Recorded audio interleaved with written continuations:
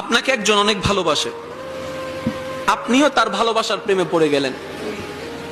6 মাস পরে বুঝতে পেরেছেন সে আসলে ভালোবাসে না আপনাকে, আপনার থেকে টাকা পাওয়ার জন্য ভালোবাসে। সত্যি করে বলেন তো, ওই মুহূর্তে থেকে আপনার ওর প্রতি অন্তর থেকে আর কোনো ভালোবাসা থাকবে? চেহারাটা দেখলে আর ভালো লাগবে না ঘৃণা লাগবে? ভালো লাগবে না ঘৃণা লাগবে? কেন? কারণ আপনি বুঝতে পেরেছেন সে এখান থেকে নয়, স্বার্থের জন্য ভালোবাসে। তাহলে স্বার্থ কাকে বলে? নিজের লাভ বুঝা। স্বার্থ কাকে বলে? নিজের লাভ বুঝা। আপনি জান্নাত কেন চাচ্ছেন, জাহান্নাম কেন চাচ্ছেন না?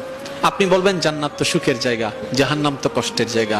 জান্নাত তো আরামের জায়গা, জাহান্নাম তো কষ্টের জায়গা। আমি কষ্টে চাই না, আমি শান্তি চাই। শান্তি পাওয়ার জন্য জান্নাত চাই, জান্নাতে যাওয়ার জন্য সওয়াব চাই, সওয়াবের জন্য ইবাদত চাই। এবার টোটাল বিষয়ের মধ্যে একটা জায়গা দেখান তো আপনার রব আছে।